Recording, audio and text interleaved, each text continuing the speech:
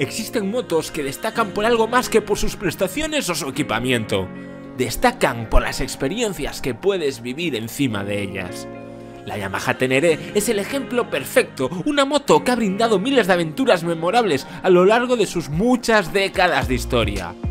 El modelo 2020 solo se ha llevado elogios, aunque para llegar a tal nivel de sofisticación tendrían que perfeccionarse durante varias generaciones. De hecho, su historia comienza mucho antes, con la Yamaha XT500, una potente moto todoterreno que sería la génesis del segmento trail. Prestacional en carretera y versátil fuera de ella, siendo más completa que una moto de enduro al uso. No se quedó en una simple moto de aventura, de hecho gozó de cierta fama entre los adinerados propietarios de grandes haciendas en el mundo rural. Hasta el punto que el gobierno colombiano llegó a prohibir las importaciones de este modelo por ser la moto favorita entre el narcotráfico, siendo imposible capturarlas entre las sinuosas calles y frondosas selvas de Colombia. Su desempeño en los Rallys Raid se hizo legendario, siendo la montura de Thierry Sabine. El por aquel entonces piloto conducía una XT500 durante el Rally Avillán-Niza, cuando por un error de navegación se perdió durante días en el desierto del Teneré, una de las regiones más inhóspitas del desierto del Sáhara. Después de varios días a la deriva, fue rescatado con un hilo de vida. Pese a ello, no pudo evitar enamorarse de tan bello paraje, el cual consideró digno de un rally. Tras ello, se convirtió en el promotor del Rally París-Dakar, el más duro del mundo. Durante las primeras ediciones del Dakar, las XT500 y su evolución, la XT550, fueron las más populares monturas para atravesar el desierto. Los pioneros del Dakar hacían profundas modificaciones en estas XT. La moto se prestaba a ello, gracias a su simpleza y su mecánica accesible.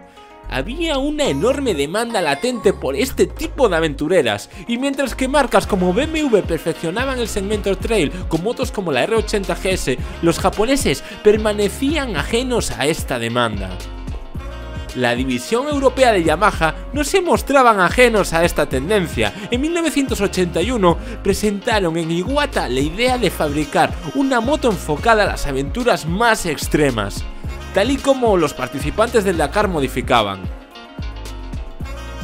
Los japoneses fueron tomados por sorpresa, ignoraban completamente esta demanda. Aún así, se pusieron manos a la obra para desarrollar una moto de este estilo y ponerla a la venta tal cual en los concesionarios. Las especulaciones fueron varias, se habló incluso de una bicilíndrica, pero finalmente se tomaría la base la archiconocida XT550 para presentar al fin lo que sería la primera motocicleta de segmento Adventure de Yamaha, la XT600 Tenere. Tomaba el nombre del desierto en el que Sabine había estado al borde de la muerte, una clara intención para lo que estaba diseñada esta máquina. Yamaha en ningún momento pensó en vender una cantidad ingente de Tenerés. Su intención era representar la marca en un segmento que había alcanzado una popularidad brutal.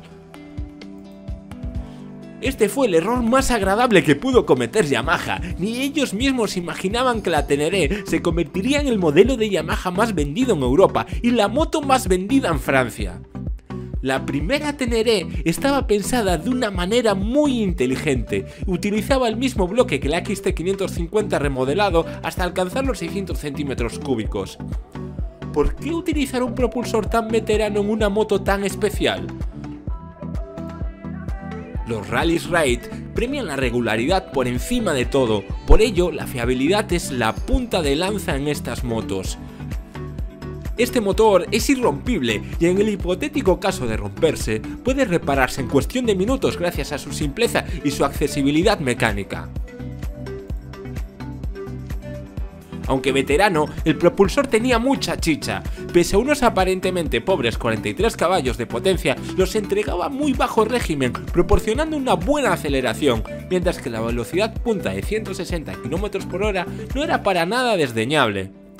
Su mastodóntico depósito de 30 litros permitía recorrer cerca del medio millar de kilómetros, ya sea por carretera, bosque, montaña y por supuesto desierto.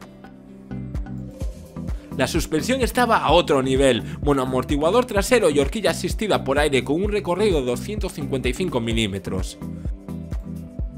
La rápida evolución del segmento hizo que la Teneré fuese renovada tan solo 3 años después. La Teneré del 86 se había retocado para desarrollar 46 caballos, mientras que el depósito se había reducido hasta los 23 litros para hacerla más manejable. La mejora más esperada era el arranque eléctrico, ya no era necesario arrancarla con una patada. Pero por aquel entonces el Dakar era un verdadero gallinero, se había convertido en la carrera más popular del mundo y las fábricas estaban invirtiendo millones. A la Teneré le costaba plantarle cara a las motos bicilíndricas. El complejo que sufría Yamaha respecto a sus competidoras los forzó a realizar un intento a la desesperada con la Yamaha FZT 750, un prototipo de las que se produjeron poquísimas unidades y que montaba el motor de la FZR 750. Montar un motor de Superbikes no fue lo más inteligente, el excesivo peso hacía que se hundiese entre las dunas. Para Machinery, en 1987 la cilindrada se aumentaría hasta los 900 centímetros cúbicos. Al siguiente año se materializaría la tercera generación de la Teneré de calle, poniendo en los garajes de todo el mundo la evolución que estas motos habían sufrido en los últimos años. La XT600Z del 88 heredaba de la FZT su semicarenado integrado a la perfección con el depósito de 23 litros. Su grupo óptico bifaro recordaba los mencionados prototipos, mientras que su mecánica había sido revisada en profundidad, haciendo especial énfasis a su refrigeración. Se había modificado la cabeza del cilindro, instalando unos aletines de mayor tamaño y reubicando el sistema de lubricación y el guardabarros delantero para facilitar la entrada de aire al motor. La moto fue un éxito arrollador y lo que los usuarios pedían durante años. De todos modos, Yamaha no usaría esta moto para correr el Dakar, seguiría utilizando prototipos. Eso sí, se olvidarían de los motores de Superbike para montar un monocilíndrico de 750 centímetros cúbicos. La bautizarían como YZE 750 Teneré y solo se fabricarían 8 unidades, siendo la primera montura de Stefan Peter Hansel, la mayor leyenda de la historia del Dakar. En Japón ya estaban pensando en fabricar en masa una moto del estilo de la IZE, así se gestó la XTZ 750 Super Teneré, poniendo a disposición del público un modelo que seguía la línea de las monturas oficiales.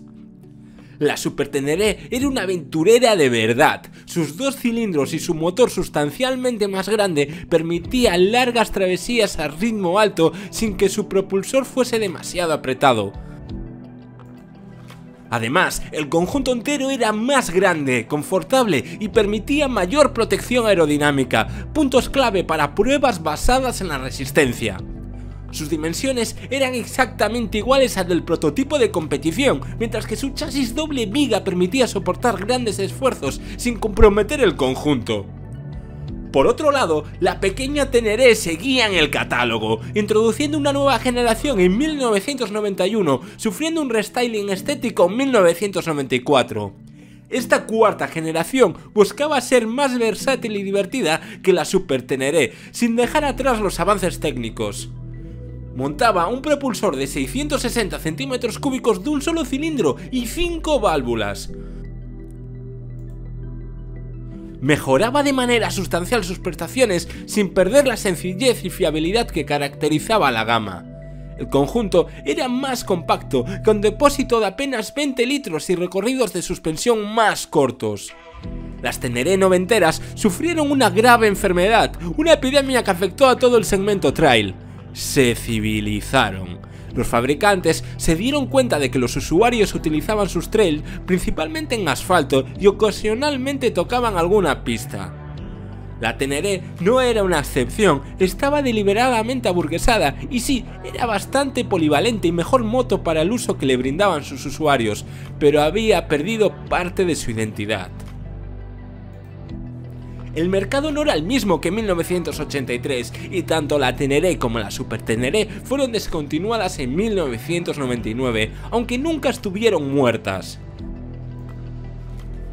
A comienzos de siglo apenas había aventureras puras. BMW tenía un catálogo decente de trails, mientras que el Rally Dakar se había convertido en una verdadera copa KTM. Muchos usuarios estaban indignados con esta situación, entre ellos Takeshi Higuchi, planificador de productos de Yamaha y el encargado de resucitar la Teneré en 2008. Este modelo era toda una declaración de intenciones y una muestra de rebeldía. El propio Higuchi criticó la industria, incluyendo la propia Yamaha. Alegó que habían nacido trails increíbles, con un nivel de sofisticación inimaginable, pero se habían olvidado de la esencia del sector, especialmente en las de mediana cilindrada, más versátiles y divertidas que las dominantes maxi trails. La XT660Z Teneré del 2008 era lo que todo aventurero esperaba, una moto eficaz en carretera e imbatible fuera de ella, una trail de la vieja escuela con una potencia suficiente para realizar rutas a ritmo endiablado, pero sin necesidad de llamar a una grúa cuando la moto se queda atorada. El bloque del motor no tenía grandes novedades, los esfuerzos estaban enfocados en sus capacidades dinámicas y su funcionalidad. Por ejemplo, en una de las pruebas de esta moto se recorrieron 1000 kilómetros con 30 kilos de lastre colgando de la trasera de la moto. Una vez terminaron, los pilotos de pruebas exhaustos alegaron que era más fácil calibrar al milímetro las suspensiones de una superbike que realizar tal tarea. Normalmente el motor es una de las últimas partes en ser ensambladas en la cadena de montaje. Sin embargo, en esta Teneré el bastidor es montado alrededor del propulsor, aportando un extra de rigidez.